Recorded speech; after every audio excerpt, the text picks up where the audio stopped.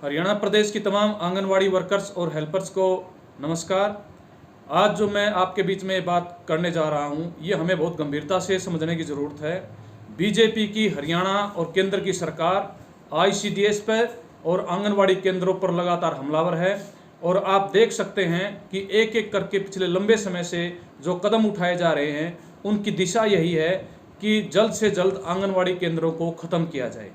अब आप देख सकते हैं पिछले दिनों ही हरियाणा के मुख्यमंत्री श्री मनोहर लाल खट्टर ने पलवल के एक गांव में जो स्टेटमेंट दी, जो लोगों के बीच में बातचीत रखी आंगनवाड़ी केंद्रों के बारे में, वो आप उनकी बात सुनकर आप अंदाजा लगा सकते हैं उन्होंने क्या कहते हैं कि आंगनवाड़ी को खत्म कर दो। तो मुख्यमंत्री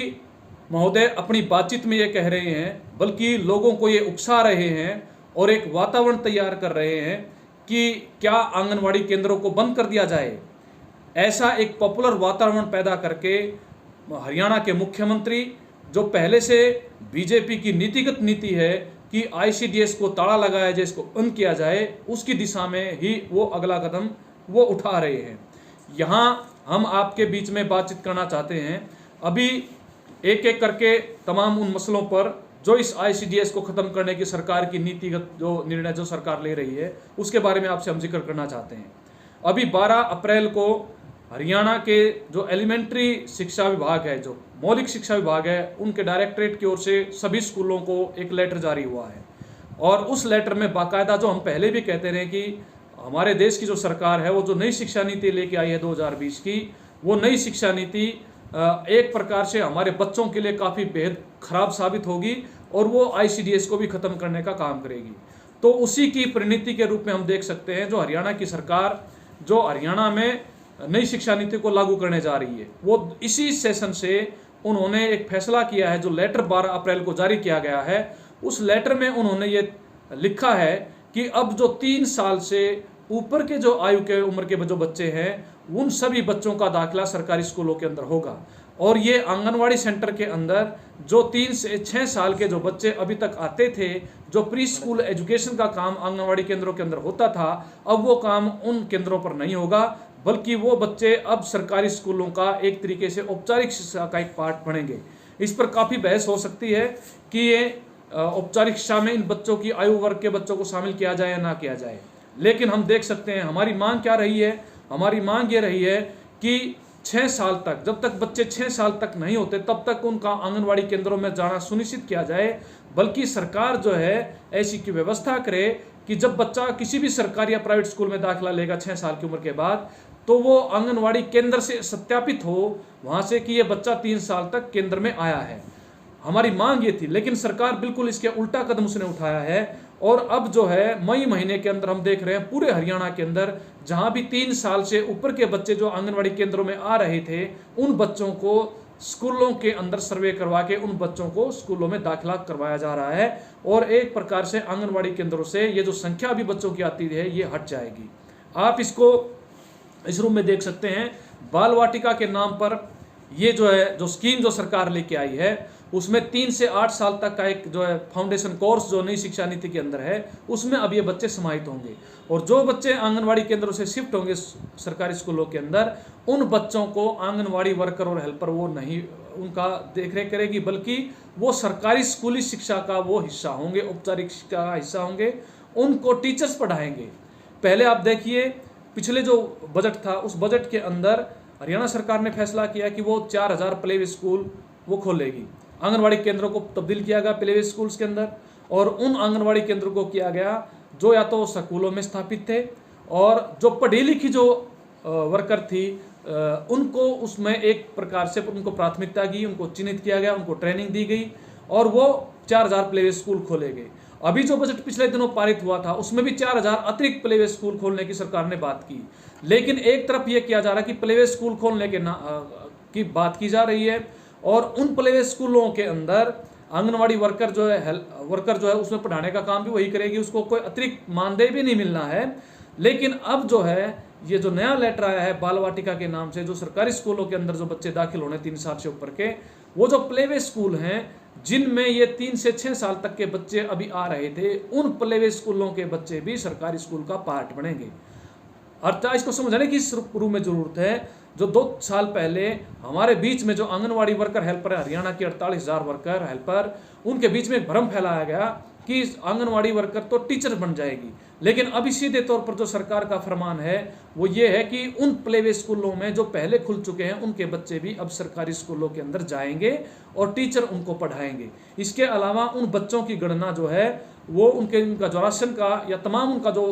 वो मामला वो सरकारी स्कूलों के अंदर वो दर्ज होगा। तो हम एक एक करके इस बात को देख सकते हैं कि सरकार किस दिशा में आगे बढ़ रही है। अब अगली बात हम करें कि जो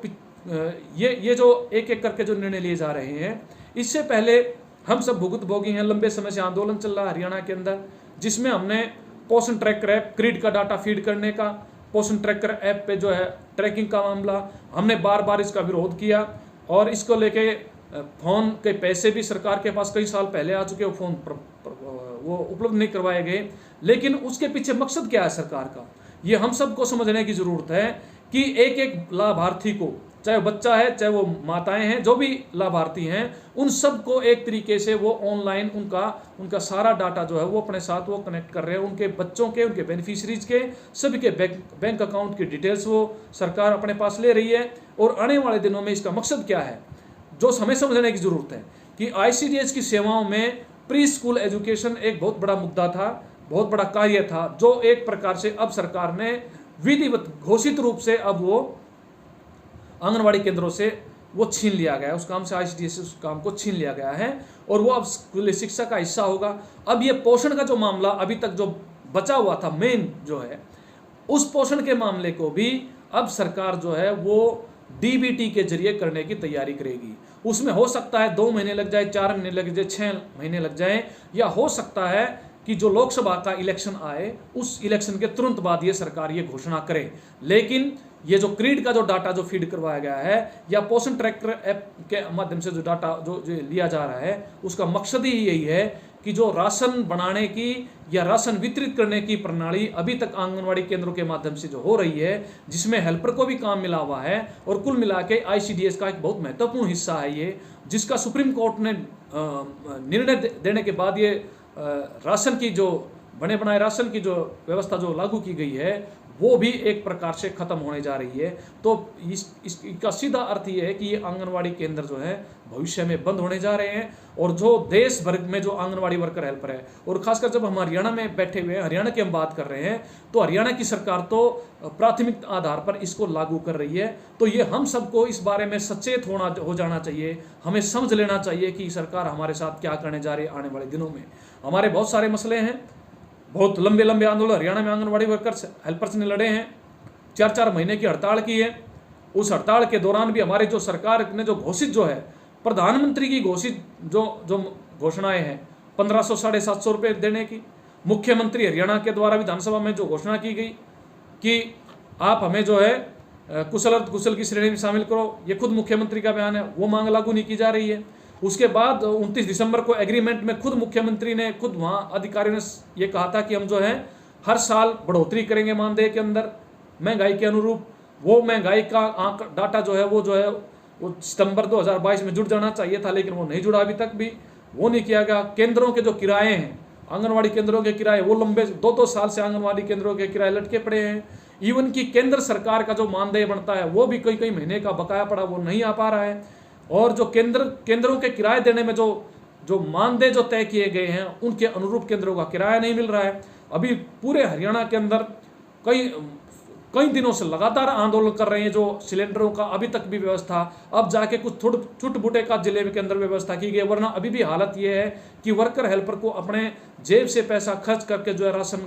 का सिलेंडर वो बनाने के लिए राशन सिलेंडर खरीदना पड़ रहा है। कई जगह पर राशन भी प्रॉपर नहीं पहुंचता। तो ये सारे मसले हैं। और इसके अलावा जो है आंदोलन के दौरान जो